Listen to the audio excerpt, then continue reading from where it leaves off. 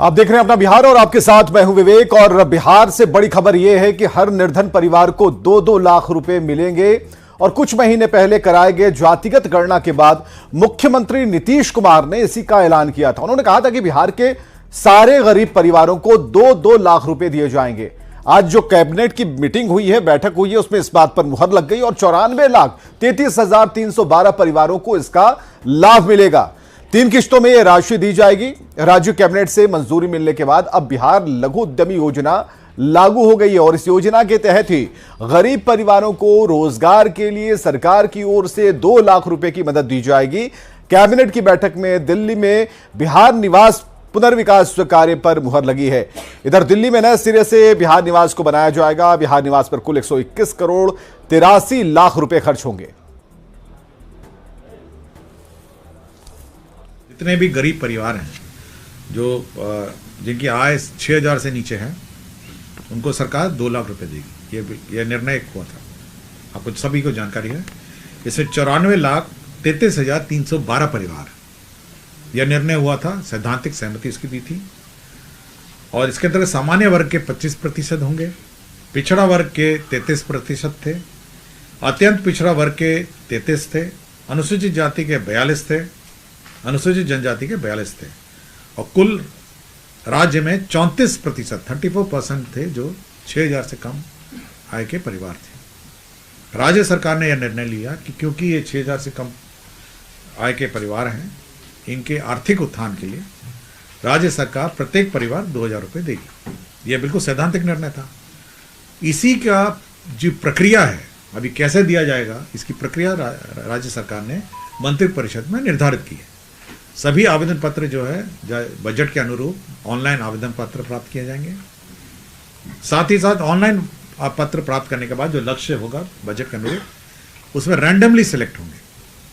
Randomly मतलब computer अपना randomly select करेगा।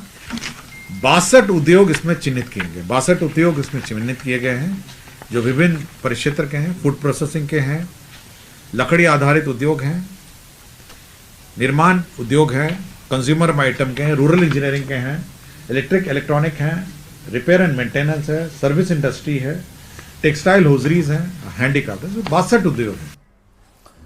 विपक्षी इंडी गठबंधन में अगर सब कुछ ठीक है तो फिर नेता बार बार ये क्यों कहते हैं कि कहीं कोई दिक्कत नहीं है, महागठबंधन एकजुट है, बीजेपी के लिए कोई स्कोप नहीं है। अगर ये बातें आए दिन मीडिया के जरिए इंडिया अलायंस के नेता कहते हैं तो क्यों कहते हैं? क्यों नीतीश कुमार के बेहद करीबी मंत्री विजय चौधरी को यह कहना पड़ता है कि हमारी पार्टी में कोई नाराजगी नहीं?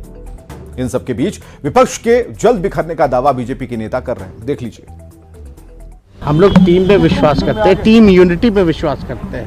तो महागठबंधन यूनाइटेड है, मजबूती के साथ लड़ेगा। हम लोगों को तो जो पता है कि हम लोग के पार्टी में कोई न नाराज है और न किसी को तकलीफ है।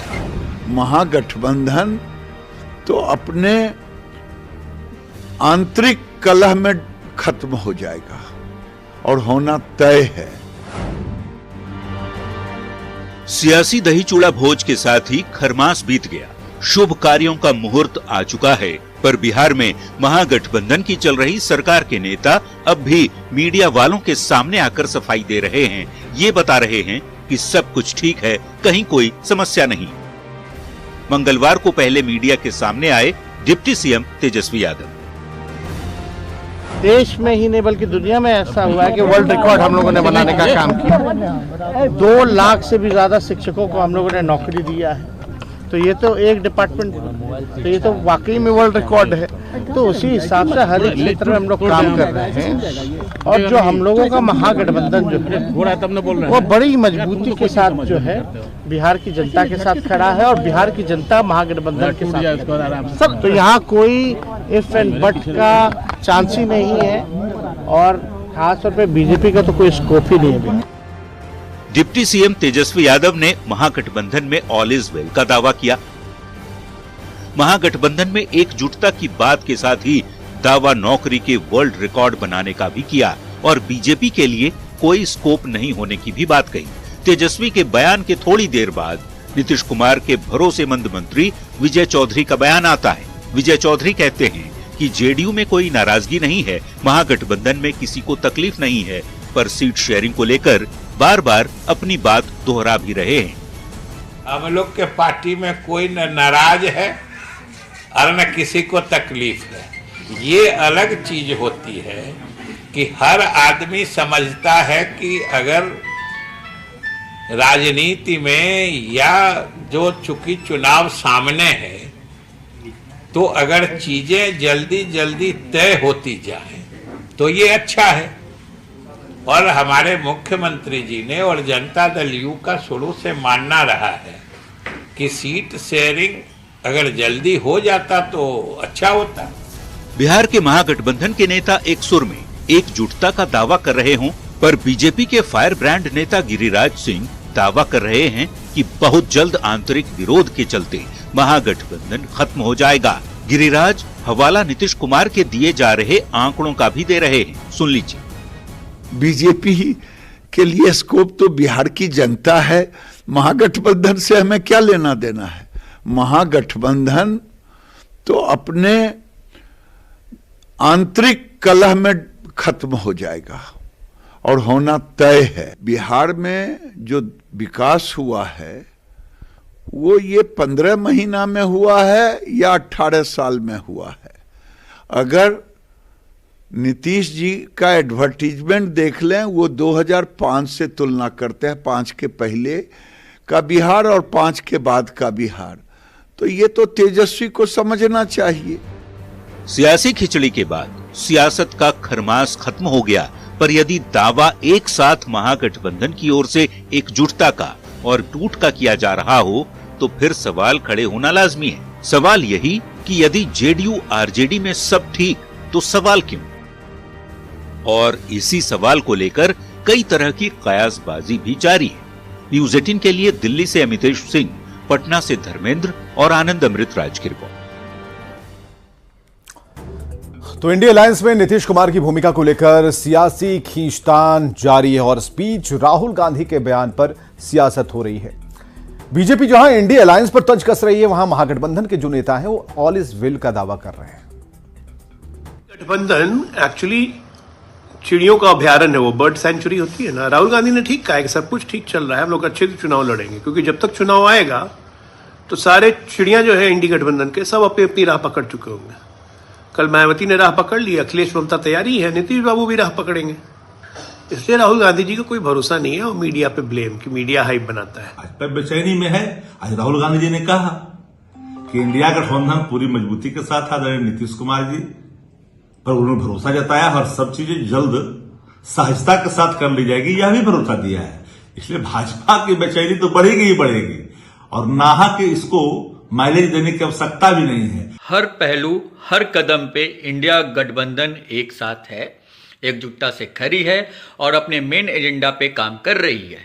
उनका मात्र एक लक्ष्य है कि एकजुटता के साथ 2024 में इस तानाशाही जो केंद्र में सरकार बैठी है, जिससे जनता के महंगाई से परेशान है, बेरोजगारी से परेशान है, उसको इससे निजात दिलाना है। जहां तक जदयू का सवाल है तो जदयू के सर्वमान्य नेता आदरणीय नीतीश कुमार जी तो कंप्लीट इंडिया गठबंधन के सूत्रधार रहे हैं। हाँ, इंडिया गठबंधन में भी सीटों का बंटवारा के साथ ही अन्य तमाम निर्णय भी अगर समय पर हो जाएंगे तो ये बेहतर रहेगा आगामी लोकसभा चुनाव की दृष्टि से। और मजबूती से इंडिया गठबंधन एक साथ है, एकजुट है। जैसे जैसे लोकसभा चुनाव नजदीक आ रहे हैं वैसे वैसे इंडिया अलायंस में सीटों को लेकर नेताओं की धड़कनें तेज हो रही हैं। वैसे कांग्रेस आश्वस्त है, आरजेडी भी शांत है, लेकिन महागठबंधन की सरकार चला रही नीतीश कुमार की पार्टी जेडीयू के नेताओं का सब्र का बांध जवाब दे रहा है। तभी तो मंगलवार को एक के बाद एक जेडीयू नेताओं ने अटैक कांग्रेस पर किया। सीटों के पेच में हो रही दिक्कतों के लिए कांग्रेस पर ठीकरा फोड़ने के बीच एनडीए नेता और केंद्रीय मंत्री पशुपति पारस ने नीतीश कुमार की एनडीए में वापसी के संकेत देकर एक नई बहस छेड़ दी है।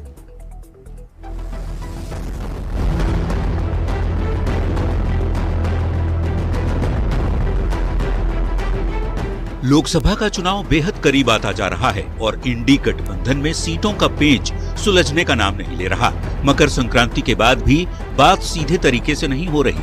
ऐसे में जेडीयू के नेता लगातार कांग्रेस को सीट शेयरिंग में हो रही देरी के लिए जिम्मेदार ठहरा रहे हैं। पहले सुनिए जेडीयू सांसद कौशलेंद्र कुमार को। अब देर कहाँ हो रहा है तो वही बताएंगे। खरगे साहब से आप पूछिए कि आप लोगों में क्यों इतना देर हो रहा है। विपक्ष के लोग जितना जल्दी हो रहा है सब कार्यक्रम में लगे हुए हैं, हम लोग उसके तुलना में कम है, पीछे हैं। तो जल्दी गठबंधन का हर सीट शेयरिंग का मामला क्लियर हो जाना चाहिए, बिहार हो, उत्तर प्रदेश हो, राजस्थान हो। जेडीयू के ही एक और नेता एमएलसी खालिद अनवर ने तो सीधा आरोप लगा दिया कि कांग्रेस उदार दिल नहीं दिखा रही, जिसके चलते सीट शेयरिंग का मामला फंसा हुआ है। देखिए, कांग्रेस में पार्टी विद इन पार्टी का सिस्टम बहुत ज्यादा है और कई ग्रुप हैं, जिसपे मैं डिस्कस करना नहीं चाहता। लेकिन ये बात जरूर है कि जिस तेजी से काम होना चाहिए था और जिस उदार दिल के साथ काम होना चाहिए था, उस उदार दिल के साथ कांग्रेस पार्टी काम नहीं कर रही है और उस तेजी से काम नहीं कर रही है।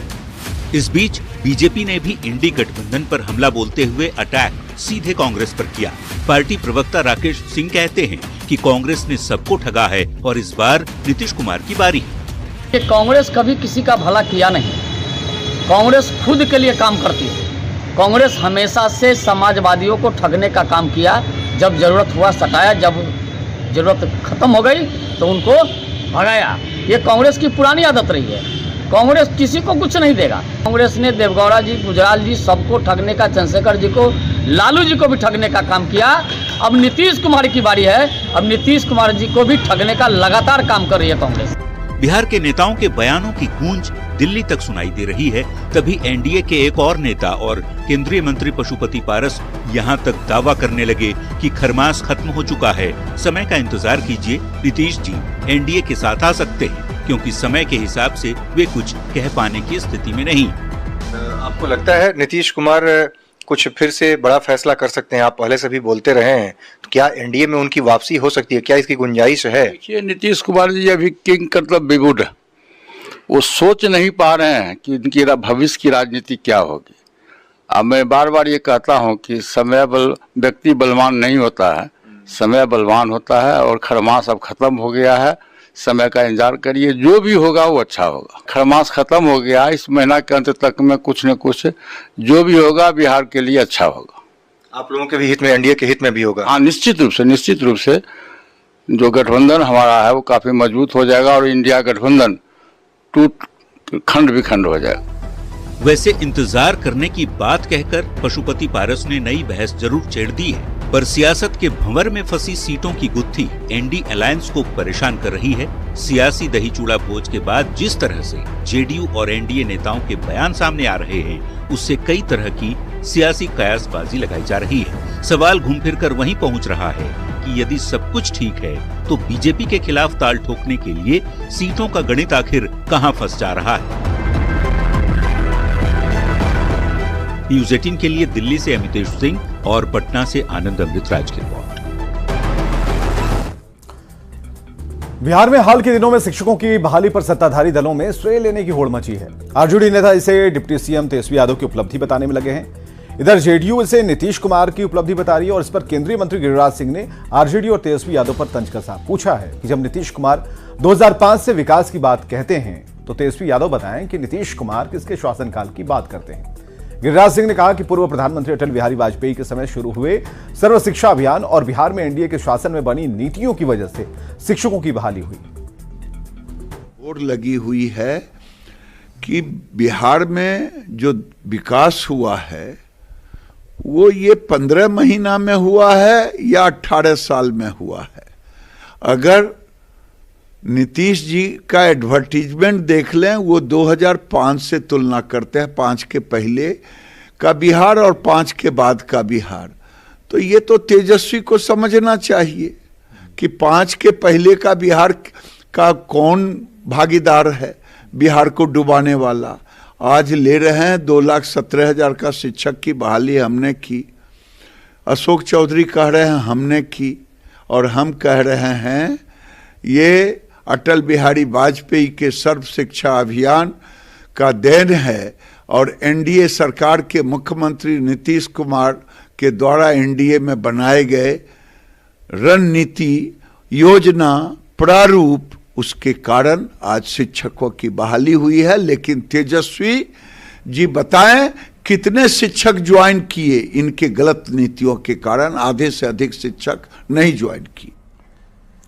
हाजीपुर लोकसभा सीट से विरासत की जंग, चाचा पर भारी दिखा भतीजे का शक्ति प्रदर्शन। यहां हाजीपुर के अक्षयवट राय स्टेडियम में रामविलास पासवान ने संकल्प महासभा का आयोजन किया था। इसमें चिराग समर्थकों की भारी भीड़ उमड़ी।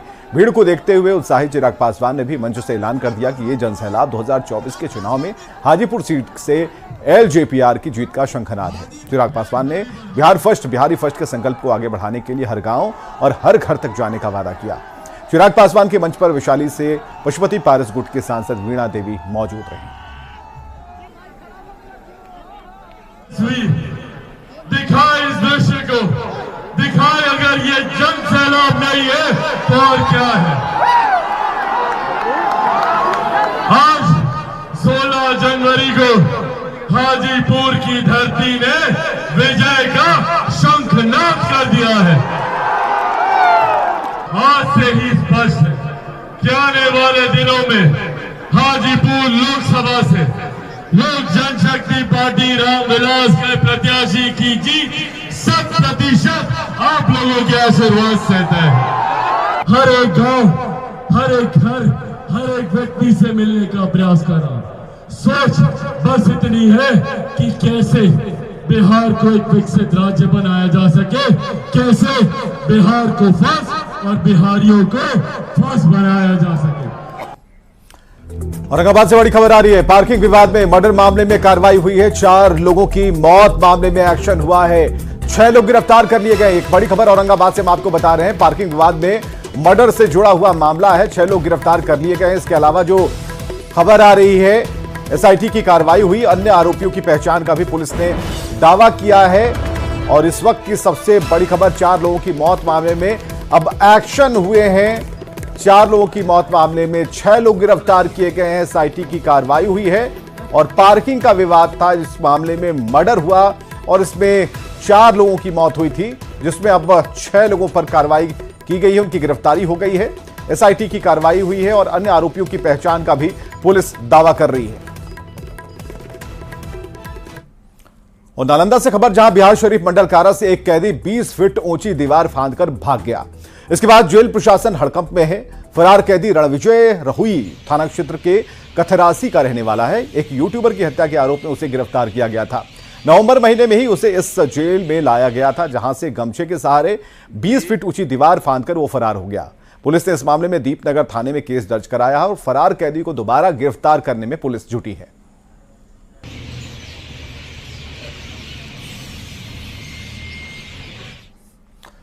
और सासाराम से बड़ी खबर है। पिता पुत्री की मौत हो गई है। कार की ठोकर से एक बड़ा हादसा हुआ है सासाराम में।